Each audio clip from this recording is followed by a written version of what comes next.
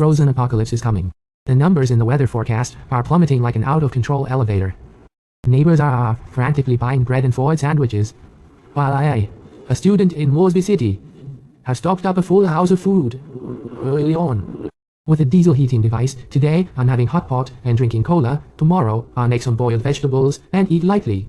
My name is D.E. Shuai, a graduate student at the National Tchaikovsky Music Academy with an ordinary appearance. Besides playing the piano, I enjoy reading about end-of-the-world stockpiling. This afternoon, while I was playing the piano in my room, my fingers were also a bit frozen. My first reaction was that the heating in my room was broken. It was gone. After cursing softly, I walked to the window, touched the heating pipe. It was warm. No, that's not right. In previous Novembers, it was never this cold indoors. Although the heating in my room is strong, it can at least maintain around 20 degrees. Wearing a sweater is usually enough. Has the temperature dropped again? I thought while opening the weather app on my phone. Current temperature in Mosby City, -3 degrees. Average temperature for the next week, -12 degrees. Everything seemed normal. As I stared at the screen in confusion, I suddenly thought of a question. When was this forecast data updated? I opened the homepage of the meteorological website and scrolled to the source of the forecast. It said the data was updated at 11:47 p.m. last night. This means that from 11 p.m. last night to 3 p.m. today, not a single mainstream weather app has updated. This is impossible under normal circumstances. Typically, new data refreshes every 3 to 6 hours. Not updating for 16 hours means either a system failure or some tricky issue has arisen. They are trying to solve the problem of such a cold room. I also lost the mood to practice piano. After putting on my coat, I plan to go home early to rest. I don't live in the campus dormitory. One reason is that I adopted a cat, and living alone doesn't disturb others. The other is that my roommate often drinks H1 in the dorm. In the first 2 days after adopting the kitten, he bought cat food for me as snacks when he got drunk, and I couldn't stop him. My cat and I were both dumbfounded. The rented house is about 10 kilometers from the school, an old standalone house with 3 floors and a basement. I chose this house because it is close to the school and has its own entrance. Practicing piano and raising a cat won't disturb the neighbors. After getting home, I checked the indoor thermometer. It was about 20 degrees, a bit colder than when I left in the morning. The cat seemed to sense the change in temperature. Usually it takes the opportunity to nap during the day, but now it kept circling around me. I opened the weather forecast again. Suddenly, I saw it had updated a few minutes ago. The current temperature is -12 degrees, and the average temperature for the next week is between -20. The temperature fluctuations are significant. I began to feel something was off. The kitten seemed to know I was thinking, quietly nestled by my feet, not making a sound.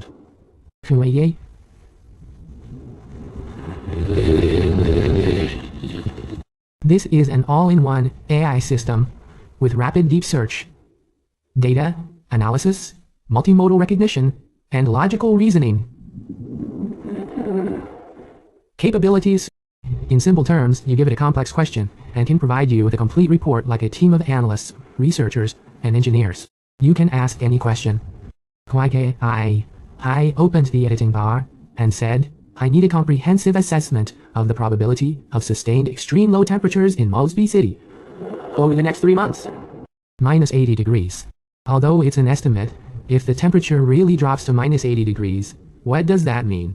The heating would be virtually useless. Water pipes would freeze.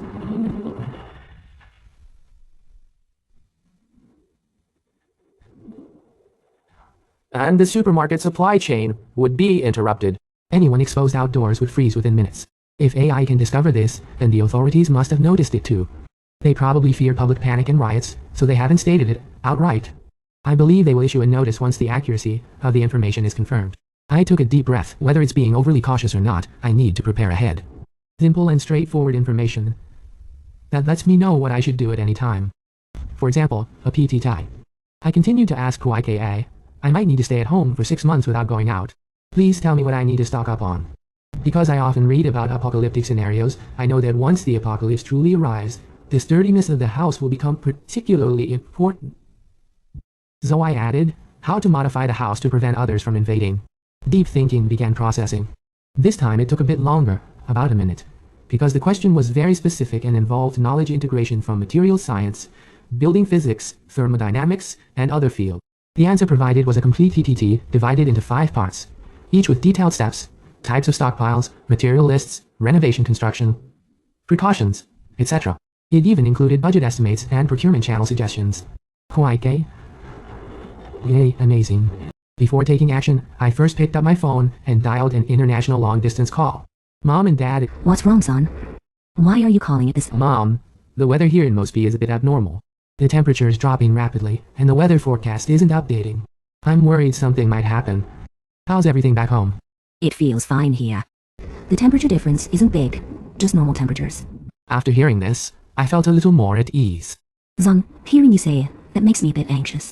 Why don't you see if you can buy a plane ticket? If you can, take a leave and come back. Do you have enough money? If not, I'll check for tickets shortly. Don't be stingy. Spend what you need. I'll have your dad transfer you some more. Be sure to pay attention to your safety while you're out. If anything happens, call me anytime. Remember to dress warmly. When you go— Listening to him constantly reminding me on the other end of the phone, I used to get impatient with such concerns when I was a child. But now, as an adult, I only feel happiness. I opened the airline's app. Affected by the cold air and heavy snowfall, all flights for the next 3 days showed as cancelled. This further confirmed my suspicions. The kitten rubbed its head against me, probably tired. I took it upstairs and made a very warm little nest for it, with a blanket. It meowed once and jumped in, looking quite satisfied. When I went out, I didn't go to the nearby supermarket but followed the navigation to a wholesale place. Because the small supermarket has limited stock, I wouldn't be able to buy much and would attract too much attention. The second reason is that those doing wholesale business often receive large orders, so people there won't ask too many questions when they see you buying big bags. The key is that the prices are cheaper. I bought rice, flour, noodles, instant noodles, compressed biscuits, canned luncheon meat, canned fish, canned beans, dehydrated vegetables, cooking oil, salt, sugar, milk powder, protein powder, nuts, chocolate, everything I could find that could be stored long term. By the time I finished, it was completely dark outside. The streetlights were on, and the snow was falling, but at that moment, I felt no hunger at all. After feeding the kitten its evening meal, I called a door and window company. I wanted to replace my door with a security door and change all the windows to shatterproof glass. Additionally, I needed it done during the holiday, preferably tomorrow. The other side hesitated for a moment. Tomorrow, sir? Our schedule is already booked up. I paused on the phone. How about the day after tomorrow? Okay. Please provide the address. The installation personnel will arrive on time tomorrow afternoon, sir. While stocking up during the day, I called the landlord to tell him about my plans to renovate the house. The landlord is a kind old man in his 70s. He occasionally invited me to go fishing with him. Now he lives in another city with his children. He didn't think for long and agreed directly. During the conversation, I subtly reminded him that the temperature has been dropping significantly lately, so if possible, remember to stock up on food at home. The next day, just as dawn was breaking, I continued to go out to stock up. The door and window installation team would only arrive at noon, and every minute was precious. I first went to a 24-hour convenience store and bought a large pile of daily necessities, especially tissues, heating pads, electric heaters, blankets, and similar items. I also went to an outdoor store and bought a thick outdoor suit and a few sets of thermal underwear. I directly bought disposable underwear, a total of 10 items. After moving everything into the living room, the installation workers also arrived. The 2 workers worked for a long time. I watched from the side to see if I could lend a hand while continuing to order online. Medicines, vitamins, alcohol stoves, firewood, coal, etc. After they finished, I had them fill all of the gaps in the window frames with foam, and added another layer of B-strips around the door frame. They added a circle of B-strips, sealing everything tightly, ensuring that not a single breeze could come in. While they were working, one of the workers received a call from his daughter. He smiled and promised her he would make her red cabbage soup when he got home that night. Seeing this scene, I gave them each a tip of 5,000 rubles before they left, and reminded them that the snowfall might be heavy these days, so they should stock up on food. Sir, you are really a good person. I will. If you need anything, just call. After sending them off, I thought of another question.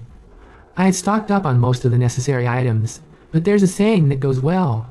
While others stockpile food, I stockpile weapons. Their home is my granary. In extreme conditions, human nature is the most tested. It's not that they are all bad people, but when they are about to starve or freeze to death, they will knock on the door, first asking for food, then for money, and finally for guns. In the apocalyptic novels I've read, at least 1/3 of the protagonists die at the hands of neighbors or robbers. So, I need weapons or measures for self-defense. In Xiong country, bear spray and shotguns are not hard to get, but the problem is I don't have a gun license and can't buy these things. I thought for a long time, and remembered someone. My landlord. When we were chatting while fishing, he mentioned that he liked hunting when he was younger. He even showed me his shotgun in the small cabin at the fishing spot. Although I don't know if he will agree, I still plan to give it a try. Hello, Mr. Artyom. I remember you said you have a shotgun. There was a moment of silence on the other end of the phone. You want to use that? Yes, sir. I would like to borrow it for self-defense. He thought for a moment and said, that gun is at the cabin in the suburbs. Yes, it's the iron box we put on top of the wardrobe in the bedroom, and the bullets are in the small iron box beside it. I think there are about a dozen rounds. Go look for it, kid. I believe you won't do anything bad. Thank you so much, sir. The landlord's kindness has touched me again. This time, I didn't hint but directly told him about the need to cool down and advised him to stock up on supplies. I don't know if he will believe my nonsense, but he promised he would. I hope everything is fine. On the third day, I will still go out for a stroll. There's no shortage of tea leaves, and I want to see if there's anything I haven't thought of. I stocked up on a lot of coal, even clearing out a room to fill it up completely. The coal room must have the windows opened for ventilation to avoid a natural tragedy. I've stocked up on water and food, even cat food. Cat cans, catnip, gonna in half the room. Nate. Oh, should I get some 81? I heard that 1 cup warms you up.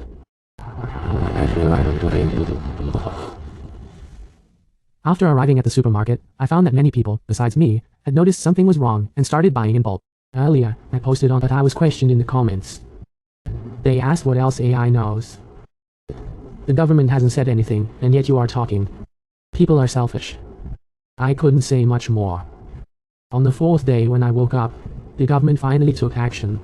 They issued a notice stating that due to the extreme cold wave, the country would experience extremely low temperatures in the coming week.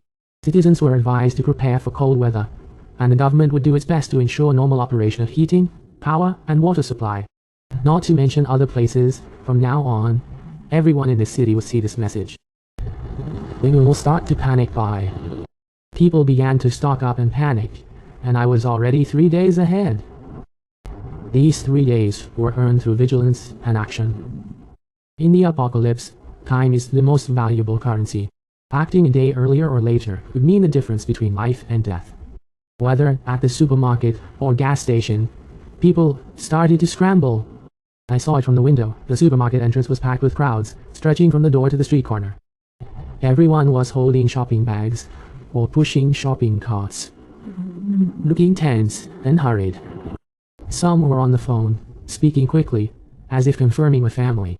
What else do I need to buy? I picked up my phone and sent a message to my mom. Mom, the tickets are gone, but I stocked up on a lot of things. Enough for a long time. The house is insulated and very safe. Don't worry.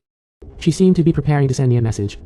Less than 5 seconds later, she sent me a voice message. Mom believes in you.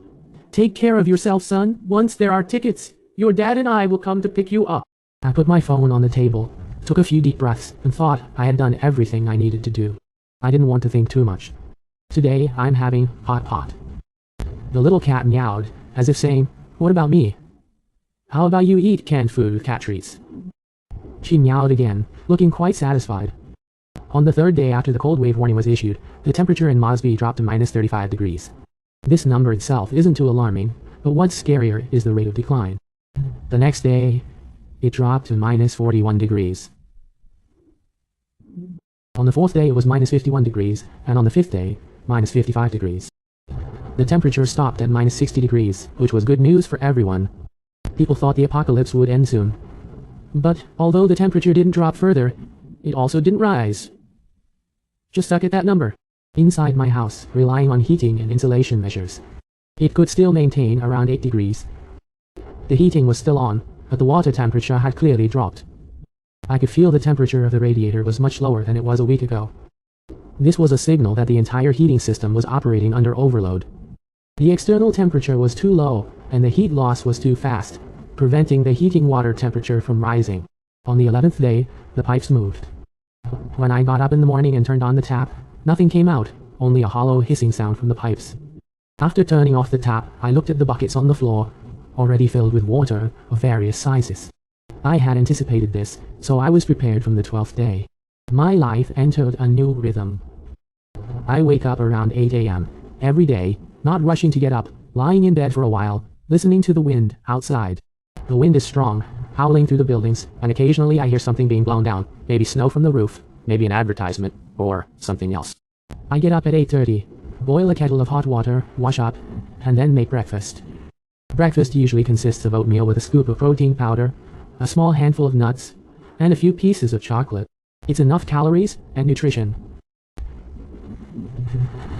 Breakfast is shredded chicken breast and cat food with a few drops of fish oil on top.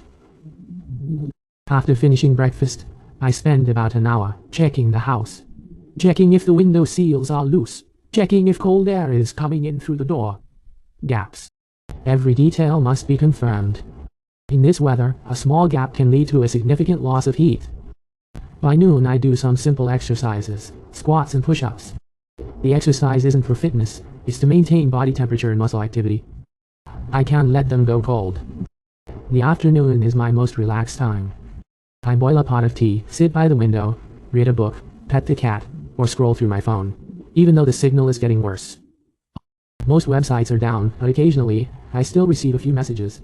The government issued a notice saying that some underground air raid shelters in certain areas are being renovated to serve as temporary shelters. They are continuously organizing rescue operations and transporting victims. However, due to the weather conditions, the rescue progress is very slow. Currently, it is known that only cities above 50 degrees are affected by the extreme cold air. Some northern cities in the country have also been affected, but the government is quickly organizing rescue efforts. And since there aren't many affected cities, the number of casualties and missing persons is only in single digits. Today, I opened a bag of snail noodles.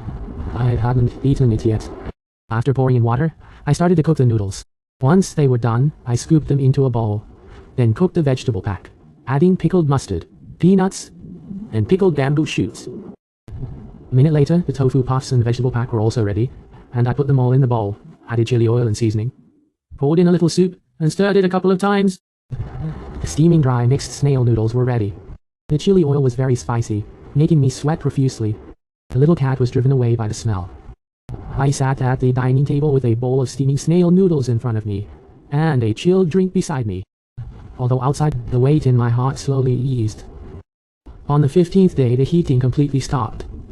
There was no sudden explosion, nothing at all, just the radiators slowly cooling down. It took about half a day to go from warm to cold. I touched the radiator and confirmed it was completely cold before walking to the storage room, dragging out the small coal stove I had bought earlier. It was heavy and made of iron. I moved it to the center of the living room. I had already drilled a hole in the wall for the flue and sealed it with special insulation materials, so I just needed to connect it directly. I set up the stove, put in a few coal balls, and lit it with a lighter. The heat slowly radiated from the stove wall. I stretched out my hand, placed it beside the stove, and felt the warmth gradually seeping into my body. The difference between heating and the stove is that heating is invisible. You only know the room is warm. The stove is visible, you can see the fire and the light. In the apocalypse, visible things are more reassuring than invisible ones. The temperature outside was minus 63 degrees. While the temperature inside was about 10 degrees. From that day on, the coal stove became the heart of this home. Every day I filled it with coal 3 times, once in the morning, once in the afternoon, and once before bed. After each filling, I would sit beside the stove, listening to the sound of the coal burning, which was more beautiful than any music at that moment. On the 20th day, my life had completely adapted to the new rhythm. My daily routine was very regular. The first thing I did when I got up in the morning was to fill the stove with coal. After a night of burning, the fire in the stove had turned into a dark red glow. I added a few more pieces of coal, poked the fire with a stick, and the flames sprang back to life. Recently, I started using bottled water. After boiling the water, I make a cup of black tea with 2 spoons of sugar. Sugar is an important source of calories. In this environment, you don't have to worry about gaining weight. What you need is energy and fat. Today's breakfast is noodles. After the noodles are cooked soft, I add a spoonful of lard, a little salt, and soy sauce, and then a boiled egg. The lard was something I specifically bought before. Animal fat is high in calories and tastes good. After eating, I sit back by the stove and start today's entertainment activities. Although I call it entertainment, it's really just reading, listening to the radio, and daydreaming. It sounds boring, right? But once you have enough security, daydreaming itself becomes a kind of enjoyment. Besides comic books and classic literature, home-cooked recipes are the ones I flip through the most. Looking at pictures of scallion lamb, braised ribs, cola chicken wings, and coconut chicken, my stomach would rumble. At that point, I would get up and open a can for myself. Canned food is a luxury in the city. I've stocked up on luncheon meat, braised meat, fermented fish, tomato sardines, canned peaches, canned pineapples, and so on. Every time I open the can, the little cat comes over to sniff. If it's fish, he will sit beside me, watching me with eager eyes. I can only give him a little because it's too salty. He eats it in the corner. After finishing, he sweetly licks his paws, and then runs to the stove, curling up into a fur ball and starting to purr. Occasionally, I would make myself a proper meal of rice and dishes. Rice. Butchering rice I had stocked up on. When I opened the bag, the aroma of rice wafted over, making me feel as if I had returned home. The rice was ready, and when I opened the lid, steam rose up. The rice grains were distinct, neither too soft nor too hard. I took a bite with braised meat, another with cabbage. The richness of the braised meat and the freshness of the cabbage made me feel so happy to be able to eat rice at this time that I almost cried. After finishing the meal, I opened a can of cola. Since I was already happy, I might as well indulge in happiness. On the 28th day, the wind had died down a bit after the past week. The wind has been strong. It sounds like the howling of a beast. But today at noon, the wind has calmed down a lot. The snow is still falling, but not as overwhelming as before. I stand by the window looking out through the gap. The outside world has changed. The streets are gone, buried under at least 2 meters of snow, covering the yard of the first floor completely. I look down from the 3rd floor window, a vast expanse of white. Just as I'm watching, I suddenly see something moving at the end of the street. A small black dot.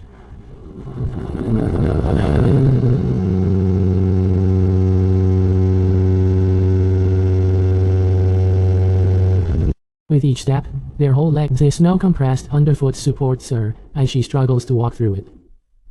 She seems to be holding something in her hand, like a stick or a metal pipe. I watch her, feeling a mix of emotions. Coming out in this weather means either her home has run out of food, or it's too cold inside. She knows that going out could mean death, but staying home will surely lead to death. Watching her slowly walk away, disappearing around the corner, at the end of the street, I sigh.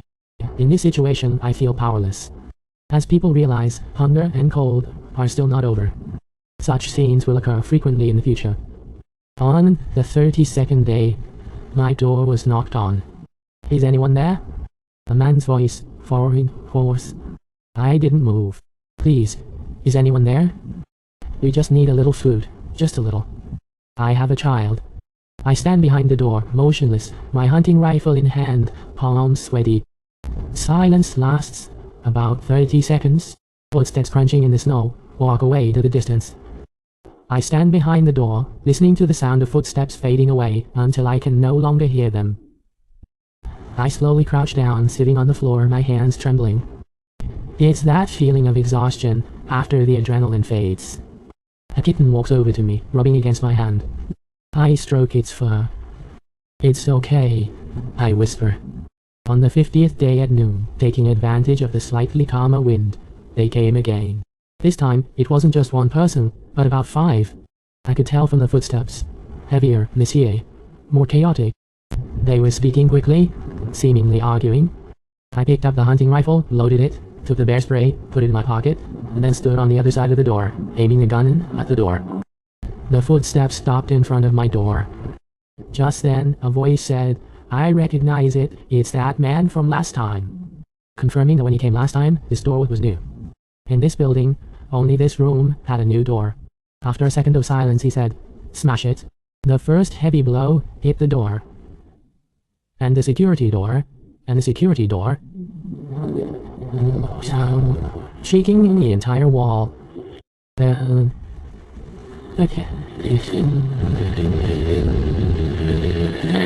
The second blow, the third blow, only left slight dents in the door. What door? It will only accelerate the loss of my body heat. I decisively ran to the second floor, opened the window, and cold wind rushed in. At that moment I didn't think too much but braved the cold wind, raised my hunting rifle, and shouted.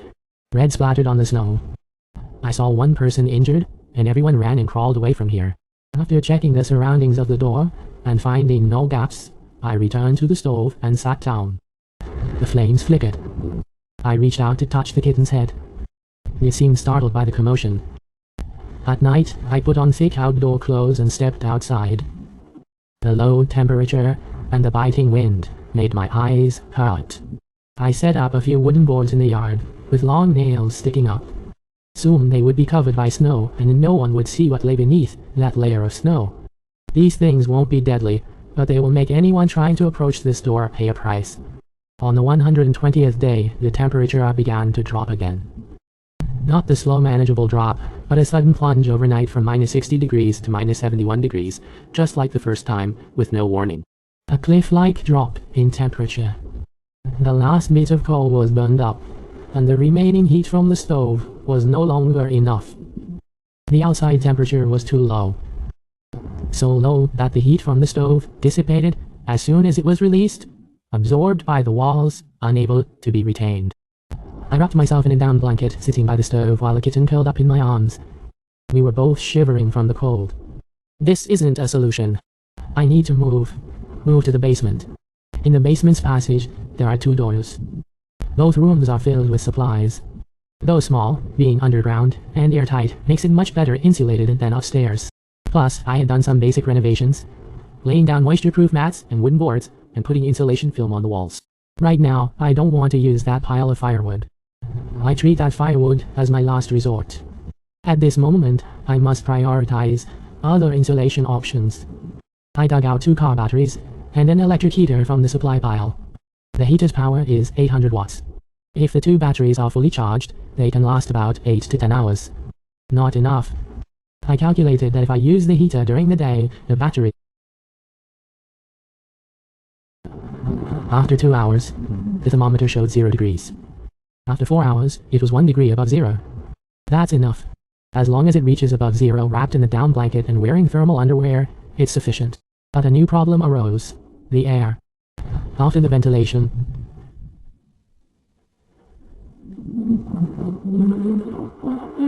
temperature in the basement would slowly decrease. Staying in a sealed space for too long makes one dizzy, and in severe cases, it can lead to suffocation. I need to find a balance between insulation and ventilation. My solution is to open the basement door every 4 hours to let fresh air in. Ventilating for 10 minutes, the cold air from outside will rush in. But the basement's temperature won't.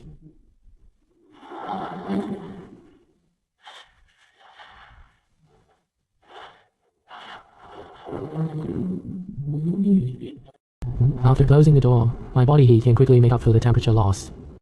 During the day, it's fine, but at night I need to get up once, which is a bit of a hassle.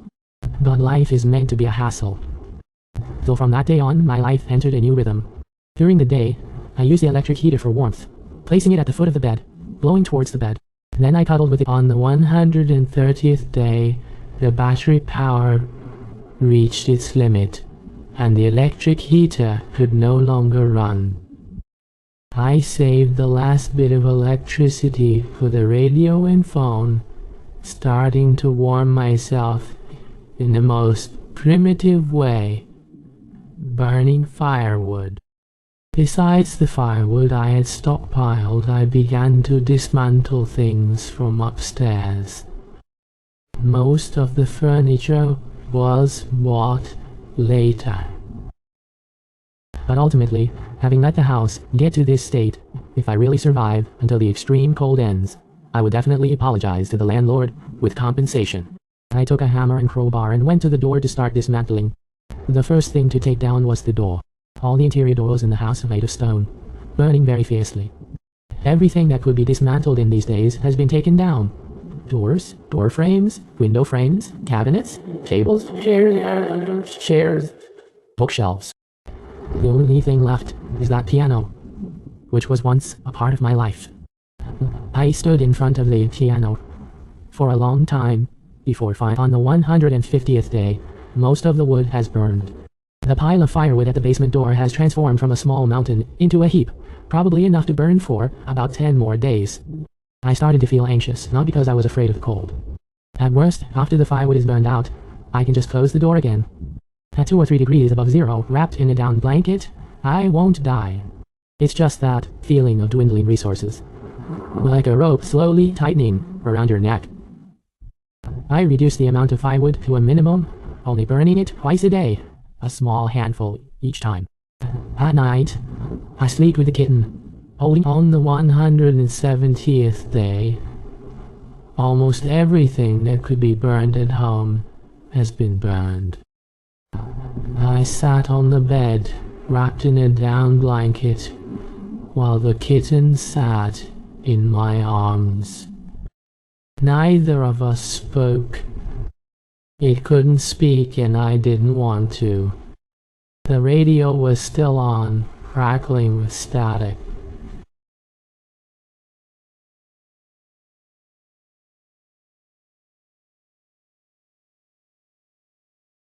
Occasionally I could hear a few words, but I couldn't make out complete sentences. I didn't turn it off. It was my only connection to the outside world. I closed my eyes, thinking about random things.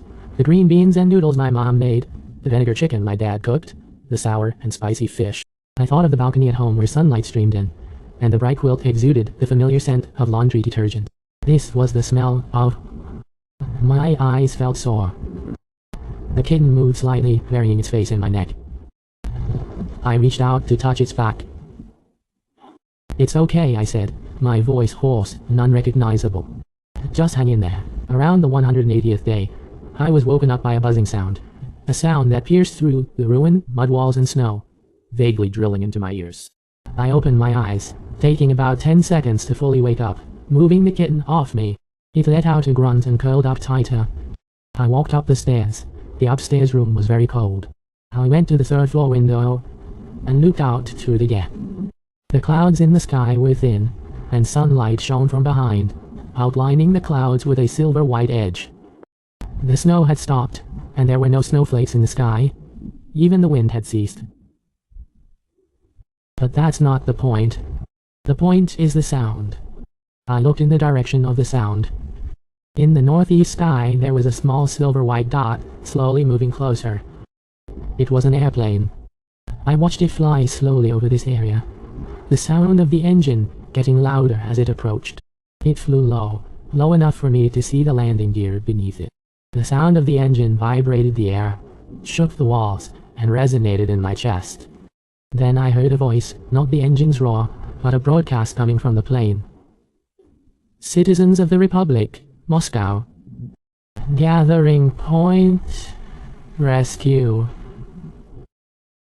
I couldn't hear the rest, but those few words, "Citizens of the Republic, rescue," pierced into my mind like nails.